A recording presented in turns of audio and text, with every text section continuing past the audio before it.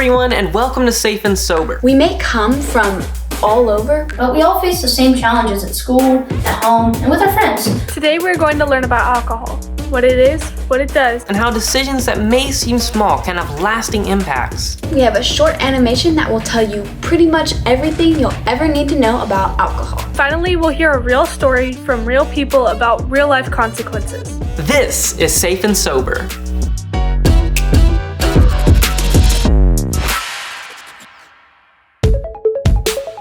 Like it or not, alcohol is pretty much everywhere. The grocery store, restaurants, on television. We've seen adults drink responsibly, and sometimes not so much. And most of us have probably heard stories about our friends having a drink, or maybe several.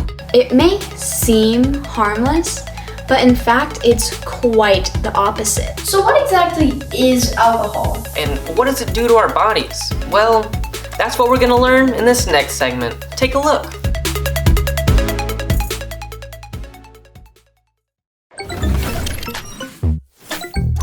Beer, wine, liquor. What do all these beverages have in common? You guessed it, they all contain alcohol. But what is alcohol? And why is everyone telling you not to drink it?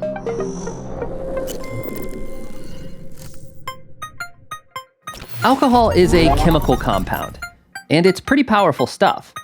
It's sometimes called ethanol. As ethanol, it's used to fuel cars, planes, and rockets.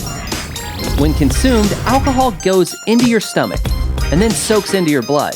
And when it gets to the liver, it's seen as a poison. Your liver tries to get it out of your blood, but it can only work so fast. The alcohol that is not broken down by your liver keeps flowing through your blood to all your organs and makes its way into the brain. When alcohol hits the brain, it begins to block chemical signals between your brain cells.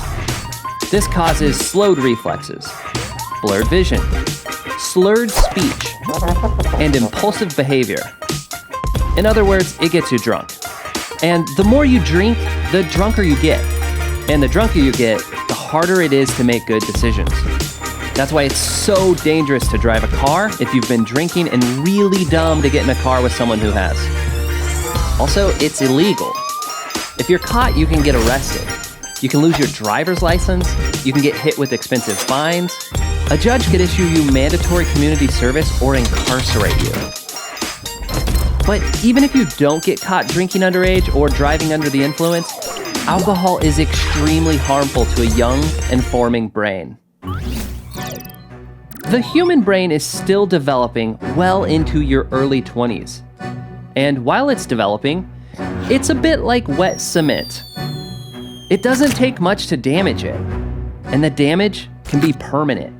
There are two parts of the underage brain that are hit especially hard by alcohol: the hippocampus and the frontal lobe. The hippocampus helps us learn and create memories. Alcohol damages the hippocampus, and studies have shown that underage drinking can shrink the hippocampus by 10%, making it harder to learn and harder to create memories. The frontal lobe controls our ability to plan, make decisions, control impulses, and use language. Adolescents who drink heavily have smaller frontal lobes than those who don't. Alcohol can cause serious problems for your brain and your body later in life, but it's also extremely dangerous right now. Remember the liver? It works hard to remove toxins from your blood. It can remove about 1 serving of alcohol from your blood per hour. But if you drink several servings in an hour, the alcohol will keep building up in your blood. When someone consumes a large volume of alcohol in a small amount of time, or intentionally drinks more alcohol than the liver can remove, this is called binge drinking, and it's extremely dangerous. Let's put this into perspective. You have a little over a gallon of blood in your body. To be considered drunk, you only need 1/1000th of your blood to be made of alcohol. That's about a teaspoon's worth of your blood. 2 teaspoons is enough to cause a blackout, where your body and brain keep functioning, but your brain, specifically the hippocampus, doesn't record any memories. 3 or 4 teaspoons is enough to cause alcohol poisoning.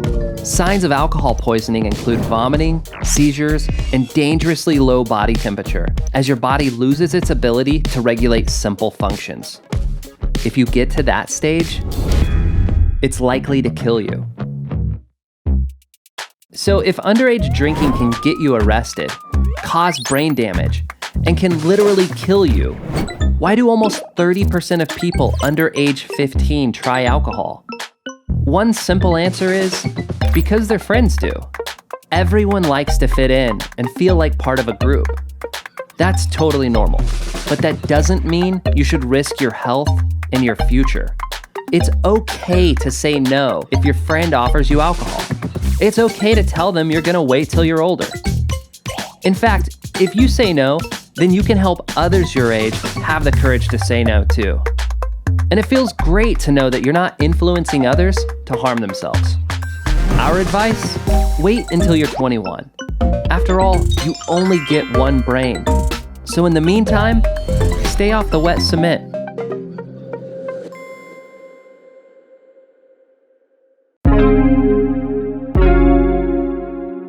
Okay, that was a lot of information. If you need a refresher or can't remember all the details, don't worry. You can rewatch it or share it with a couple friends. Just go to safeandsober.org and look for Alcohol Explained and share away. Our next segment doesn't have any statistics. It has something much more powerful. Someone's real life story about how alcohol impacted their life forever. Just a heads up, the next video contains content that may be intense for some viewers.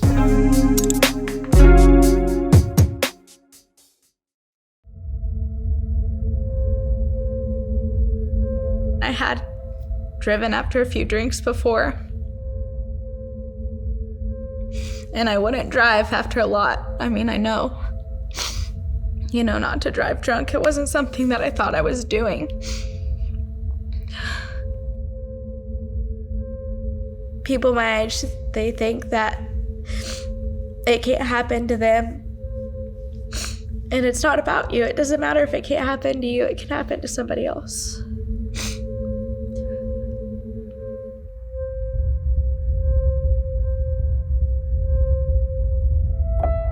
My name is Cassidy Lance, and I am 24 years old. My friend who was in the service was back, and so me and him and my other friend went to the bowling alley. We had a few drinks, and I had 3 drinks, and I guess one was a double, so 4. And I dropped him off at his house, and I drove back and got in my wreck.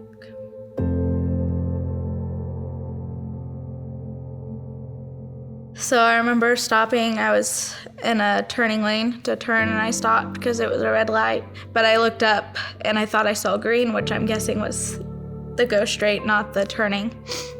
So I started to go, and immediately I saw lights heading towards me, but there was nothing I could do in that.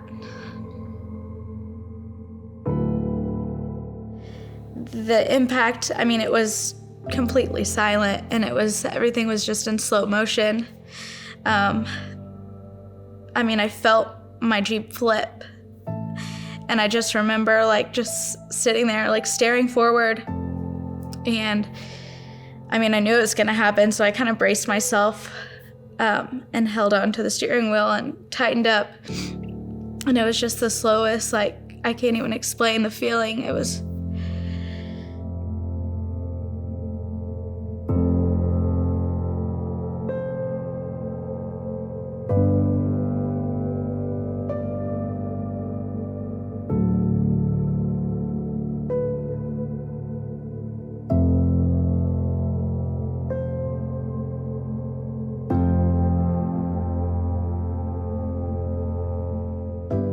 She was knocked unconscious.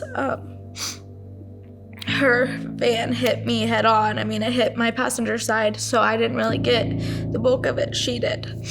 So her whole van, encaved onto her.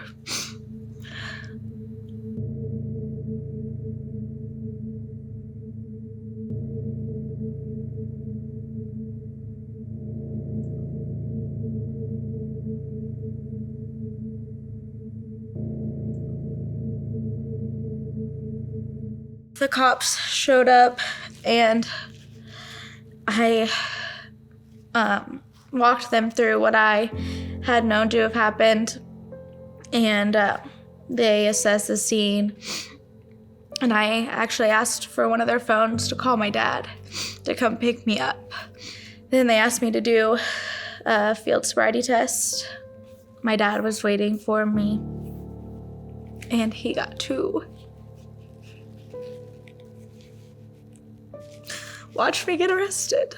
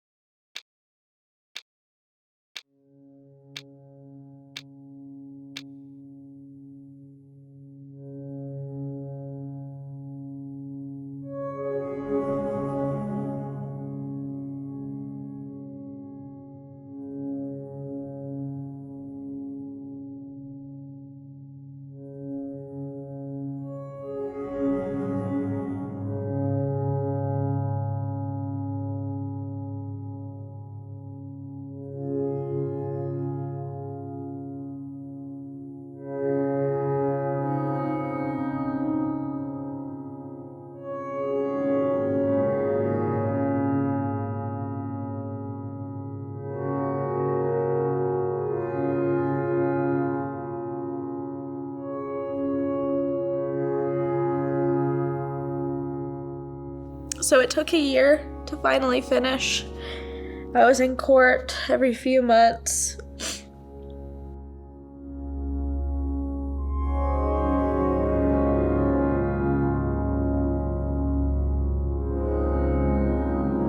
I actually got to talk to her at my last court date when the final decision was made. She said something that will stick with me forever, and it was just, we all make mistakes, some bigger than others. But that doesn't mean that we can't change or learn from them. I still have a DWI. I mean, it was $10,000 later. I will be doing community service. I have 150 hours, so that'll be a lot of time spent. I'll be on probation for the next 2 years. A $10 versus a $30 Uber, no matter how far you're going, that's nothing compared to $10,000 in somebody's life. It's not worth it. One drink isn't worth it.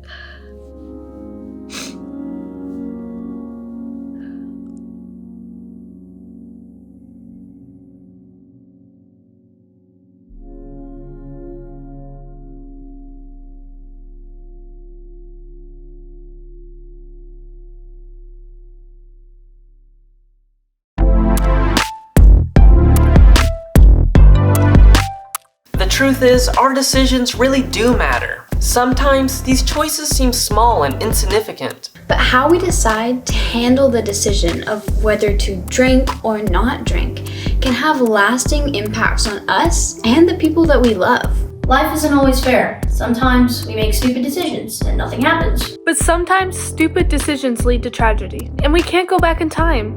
We can only decide what we do from now on.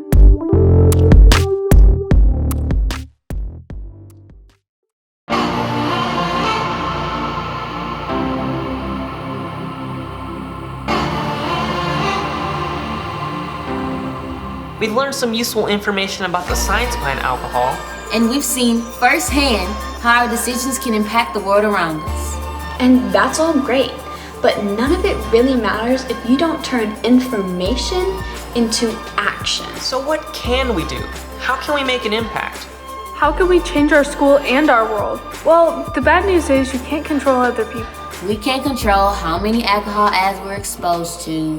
Or what our friends say, do, and offer us. But the good news is that other people, they can't control you either. You decide what you are going to do. You get to decide if you're going to damage your brain with alcohol.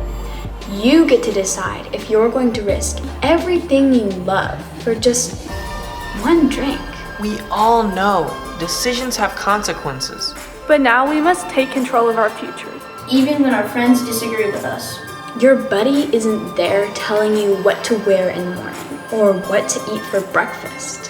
Why let them tell you that you need to drink or do something you know is stupid? The truth is, you have complete control. You have the power to decide where you want your life to go. Even now, you can choose not to drink until you're 21. It can be very hard to say no to alcohol when your friends offer it to you. But the trick is to not wait until you're in that moment. If you do wait until that moment, It's like memorizing music or facts for an upcoming test. You just do it when the time comes and maybe barely scrape by. Make the decision now, once and for all. choose to say no before you are faced with the temptation or pressure. You know what you stand for. And it's true. Some of your peers are going to choose to drink. But even more of them are going to choose to wait till they're 21. They're going to choose to not risk getting arrested. They're going to choose not to damage their brain while it's still forming. They're going to choose not to risk causing pain and suffering to all their friends and family. What are you gonna choose? The decision is yours and yours alone. I choose to be safe and sober, and we hope you do too.